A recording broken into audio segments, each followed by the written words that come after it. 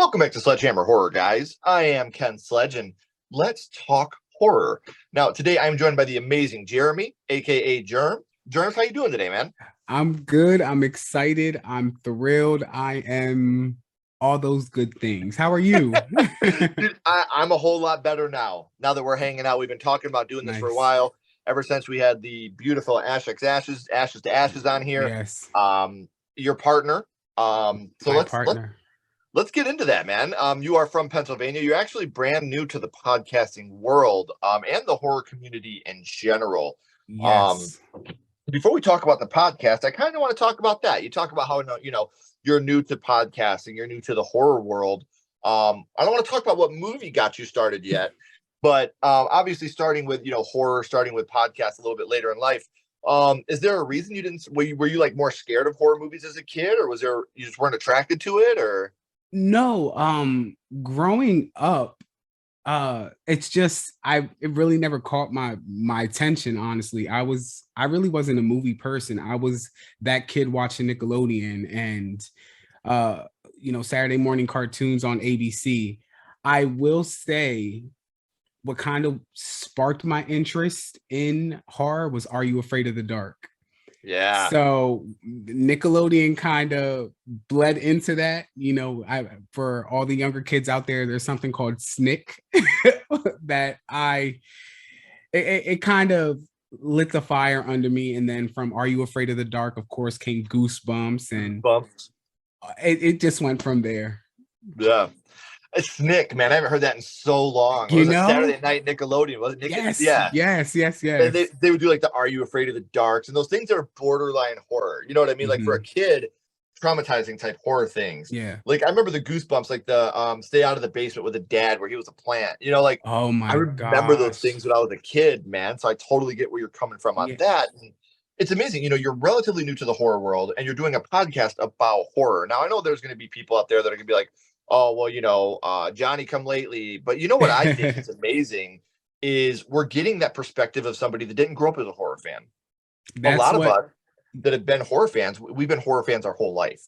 So to get an outside perspective of somebody that didn't watch these movies as a kid, they Mhm. came onto them for the first time as an adult and get just an adult perspective on things. Because Yes. even though I watch Pet Cemetery now, Mhm. I seen it as a child, and I will always have those type of feelings as watching it as a child, even though I'm watching it now as Mhm. an adult man, a father of three. Mhm. Do you think that plays into the banter with you guys on the podcast, with you being such a newcomer to horror? 1,000%.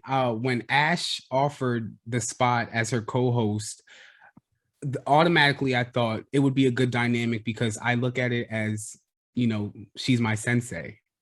Sure. um, she is going to be the one that teaches me things and open my eyes up to numerous genres and international horror, all these types of things I was so excited for because, like everyone else, when COVID hit, we were all stuck inside. That's when Yeah. kind of sort of podcasting. I worked from home for a little bit and I would throw on a podcast and then they would talk about horror. And I'm like, yo, like this is dope, especially to people of color that love horror. You know what I'm saying? We were talking a little bit earlier before, uh, this, that horror fans are the best, hands Yeah. down.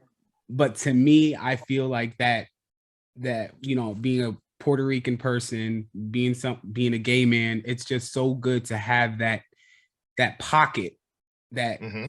I'm a horror fan, but then I have like a little bit extra here that I can relate to, which was awesome. But I looked at Ash and I just was so happy that she was willing to take me under her wing to show me things that and share things with me that everyone else talks about. Catch me up to speed, if you will. I'm still Sure. getting there. Well, and something that you just talked about, because we did talk about this before we actually went live. I do like to, I'm not the guy that's like, well, we're here, let's do it. I do like to have conversation. I do like to build rapport with people before we Yeah. actually start recording. And, a conversation that we had is about, the horror community and how wonderful the horror community is. And, you Mhm. talk about being a queer Puerto Rican and, Mhm. there's a lot of places that they hear one of those two things and you're out. Horror, Yeah. we don't give a shit. We don't give a fuck what I sexuality you and are. We don't care what you identify as. We're going to respect your decisions. We're going to love you for who you are. And yes. the minute you're like, I like Freddy Krueger, I'm going to say, welcome to primetime, bitch. Let's talk Yes. about this. You know, We only judge people who like Exorcist 2. right? Yeah. Don't even get me started.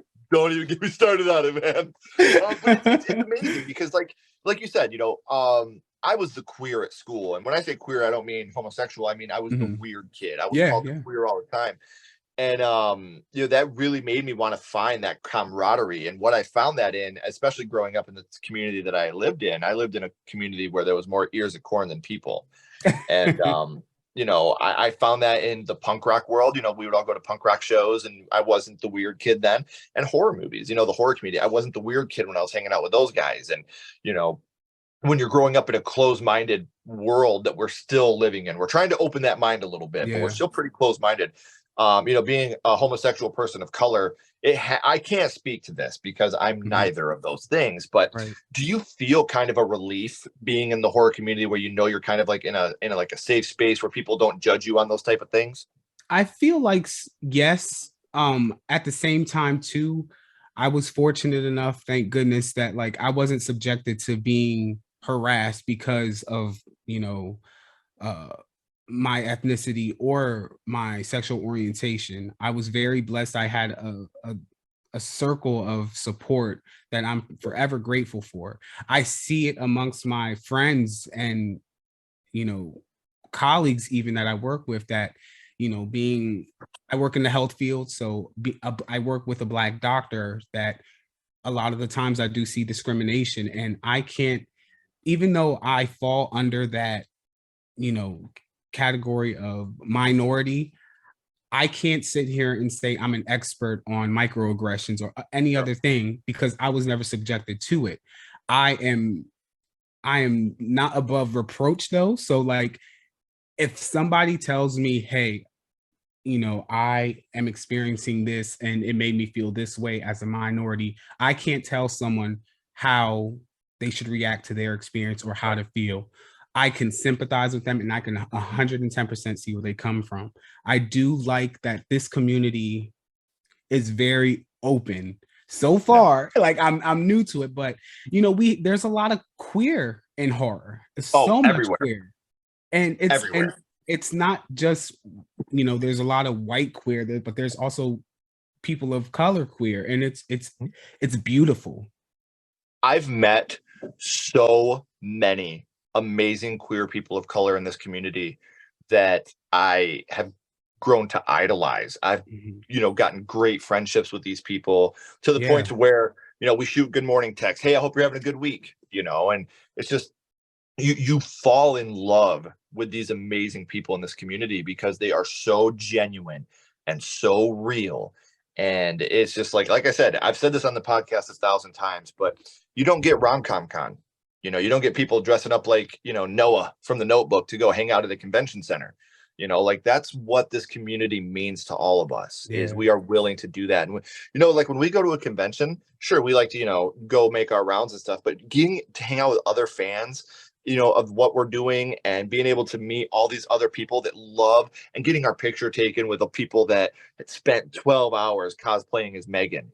Like it's an amazing rush to see the love and the desire that people poured into this, and they're just like they're pouring their hearts out, and it's amazing. I love this community, and like you said, you're going to have gatekeepers, you're going to have douchebags, you have that everywhere, but the Mhm. horror community, I would say, is the least amount of douchebaggery I've ever been around. Yes, So I um, haven't experienced it yet, but trust and believe, Ken, I'm on ready if they if they want to yeah. try it. But Well, I here's my thing. You yeah. tell me that you're a queer Puerto Rican, and I'm like, you know Mhm. what, Germs, that's cool. But when you tell me you've never seen films like The Exorcist, Psycho, or The People Under the Stairs, then I'm going to start being that douchebag. Now, listen. One thing that I do love about Germs, though, is like I said, he has not seen The Exorcist, he hasn't seen Psycho, The People Under the Stairs, or even Jurassic Park. And yes, I will fight you. That is a I horror movie. agree. I agree. 100% creature feature.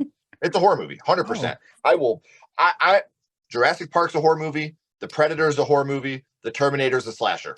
I will die on the hill of those three things. But what I want to say is, if you guys have any, because like I said, Jeremie. Gosh, I will get this right eventually. I promise. it's okay. Listen, a little side note, guys. I've been calling him Germs. A good friend of mine growing up, I called Germs. His real He name is told me Jermaine. this, guys. Yeah. Yeah. So I told him I might slip up a couple times, It's but all um, good. what I wanted to say with that is one thing that I think is really open-minded of you. Now, while he said he is fresh to the horror community, this isn't something he grew up with. He didn't watch it every day. He is always down for your horror recommendations. So after Yes. he watches The People Under the Stairs, because that's what I have commanded of him, make sure you're sending him horror recommendations. Now you're saying to yourself, Ken, this is a video. Where do I send horror recommendations to? Well, that's funny because underneath this video is a description box. And in that description box is all of Germs' social media links, as well as the link to the podcast. Like I said, you've seen Ashes to Ashes on the show before.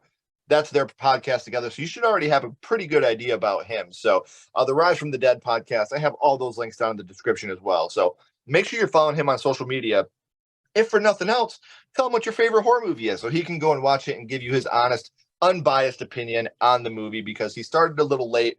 We got a lot of catching up for him to do, but in order to do, Rise from the Dead and be new to the horror world, horror had to start somewhere. So now, Germs, I would like to go back to the past and talk about what it was that got you started in the horror genre, your first horror movie. And Germs, your first horror movie was? It was Sleepaway Camp. I love telling this story. I would tell the story 1,000,001 times if 1,000,001 people would love to listen to it. Well, I don't know about 1,000,000, because you know one that wants to listen to it. And I can tell you this, if you don't like this movie, you can eat shit and live. Eat shit and die, Ricky. Eat shit and live, Bill. So now, we know you started a little late, Germs, but do you remember about how old you were when you first seen Sleepaway Camp? I was about 4 or 5. I remember you said earlier, I'm from Pennsylvania. We were going to Hershey Park, and I remember we left Hershey Park early because it was raining. And my grandfather is a movie head. Sure. I was raised by him, and he collected movies like nobody's business. And there was the VHS of Sleepaway Camp, and just the cover of the VHS caught my eye, the knife with the shoe, and it was just so cool. And then I turned it over. Mind you, I'm like 4 or 5, so I'm like not reading that well at that time. And I'm reading the back, and on the back of the VHS is a letter from a camper, and basically a letter to his mom saying like, hey, something's going on, kids are missing. And then all of a sudden the letter just stops, like, in the cursive kind of goes like flatline with the blood splatter. Yes, man. For some reason, Ken, that caught my eye, and I was like, I have to watch this movie. I had to sneak to watch it. Sure. But I watched it. And it's a movie that I have torn feelings about as a 37-year-old man. I think it's, when it comes to being a camp slasher, it's one of the best in the business. I think as a campsite slasher, you don't get much better than this. I think the representation, however, now that I'm an older person and I've matured a little bit and I've learned what people go through, I think the representation was a little off for what they were trying to pull off. The shock ending is great. I'll give you that. The ending is, it's a good shock, but the way that was represented probably could have been a little bit better. But we know you watched it with your grandpa for the first time, which I mean, I say with your grandpa, but at your grandpa's residence, yes, hidden, you watched it. As a young boy, do you remember which scene it was that affected you the most? There was two. The very first scene that I remember that stood out to me was the scene where that creepy ass cook, I think his name was Arnie, tried to, essay, I don't know if we can say that, but essay Angela. So to me as a 5-year-old kid, I didn't know what that was. I knew it was wrong and something in me did not feel right. And I remember when the killer's POV, spoiler, Angela came up and like kind of knocked him over with the boiling pot. I just felt like good for him. I wasn't scared. I wasn't. Right. I rooted for whoever did that. You knew even at a young age, this is a bad guy. Yeah. This is a horrible dude, very treacherous. And it is one of those things where, like I said, watching it as a kid, you don't really understand the depth of what's happening here. As an adult, you're watching this, and even the things he says, like you got the other guy that's there with him, which is Darth Vader's father. It's James Earl Jones, or James, his father. It sounds just like him, and he's totally. like, "Oh, you silly guy," and it's like, "No, not silly guy. Beat his ass. This guy's a creep, man." So yeah, I get it. And like I said, you're watching this as an adult and you're seeing this, the boiling water poured on this guy and the great practical effects, of the Awesome. burns on his face. And you're just like, yes, Yes. fuck that guy. And I watch it. Every time I watch it, I think about how I felt as a child watching it. I didn't understand a lot of it. I just knew the kills were cool. I knew that this girl who was getting bullied, I wanted for her to get her just due. And then as I watch it years later as an adult with my brain a little bit more mature, I'm like, dude, this was a lot of twisted stuff in this movie. It was Yeah. some things that went over my head completely. So I get to see it in an innocent mind frame versus, someone who's experienced life a little. Right. And it obviously has the huge impactful ending scene of, Angela Yes. Baker is a boy. Yeah. Those switcheroo. And it's funny because if you watch, I don't want to say it's funny. That's not the way I wanted to word that. We get it. It's different when you watch the deleted scenes and the interviews on the Blu-ray, because Felissa Rose tells the story about how they wanted her to stand out there naked wearing a strap on. Yeah. And her mom stepped in right away and was like, fuck no, Absolutely hell no. not. Like that went in one ear and out the other. And like that to me is just one of those things where good for you for standing up. If I got to take my daughter off set and we don't film this movie, that's what we'll do. That's I'm not fine. going to let my daughter stand out here with a fucking strap. I think she was 12, 13 at the time, wearing a strap on. No. So, they obviously made the iconic mold of the face, and there was an adult male wearing that face, which obviously the best way to go. But I just wanted to throw in that little fun fact. I want to talk about that every time we talk about this movie, because I love the fact when you can hear, especially back then, when you got the late 70s, early 80s, it was a lot different than it is now, on sets. So to have a mom stand up and say, no, you're not doing that, I think that's powerful. A very powerful thing to have happened on a set back then. So good for you, Mrs. Rose. Yes. Now, we talk about the most iconic scenes, the most impactful scenes of Sleepaway Camp. But what would you say, Jerms, is your favorite scene from the film? My favorite scene, I would have to say, is when they start discovering the bodies. There's one particular scene that catches me off like this, that it highlights in my brain, is when they find the campers, like the kids. The kids. Yeah, because I think someone threw up, and it was just such a visceral reaction, such authentic. And I in my mind, I'm thinking that's how I would react. I work in the health field, but I hate bodily fluids and things like that. So it was very like, damn, there's no holds barred. They're often kids in this damn film, and not just one or two. It was not like a whole one. Group. Yeah. Man. So it was that made me. It's easy to say, oh, the last scene where she rips the guy's head off or whatever she did. I think she bit like his head off, like from his, like gnawed it off. That, but to me, what hit me was the kids. See, and I get it too, because especially if you're watching it as a 4 or 5 year old and you see other children getting killed, that's more of a peer interaction, and I feel like with horror, especially peer, you're watching it through the eyes of your peers, and I was talking about Pet Sematary a little bit ago. When I watched Pet Sematary as a young boy, I thought of it through the lens of a young boy. I see that boy getting killed and I'm like, that's me. And that's someone my age. As a father, I watch this movie and I get hit completely different, because that's my kid that I'm going after, and I wasn't able to save them, so that's what I love about horror, is these movies that I did watch as a young boy, I watch now as a father or a husband, and I feel completely different. I look at it through a whole nother lens, and it's perspective. Exactly. I think that's one of the most amazing things about horror. So, obviously there is a fair amount of kills in Sleepaway Camp, most off screen, but they're all still pretty dope looking. Which kill would you say it was? I hate saying favorites. That's really dark, but which kill was it that stuck with you the most? The bathroom scene with the bumblebees and the wasp. Man, what a way to go out. Like, that would suck so bad. Like, you're being tortured. The guy who the cook, Arnie, who he lived, you know what I'm saying? Yeah, he's scolded. He's probably scarred for life, rightfully so. But this guy, man, like on the throne, dude. Didn't even get to wipe. Did what I not mean? get to wipe Like, or anything. how embarrassing is that? Not only are you dead for being stung to death by bees, but when they find you, you're gonna have a poopy butt. Yes, Like, it's you're found dead on a bathroom floor with poopy butt. That's terrible. it's Terrible thing to awful. happen. Yeah, it's just like on top of death, you're embarrassed. Right. People are laughing at you. You see, oh my God, he's dead. Yeah, but you seen his butt, right? Dude Yeah, didn't even wipe. Like, it's right. fucked up. Absolutely So, man, not.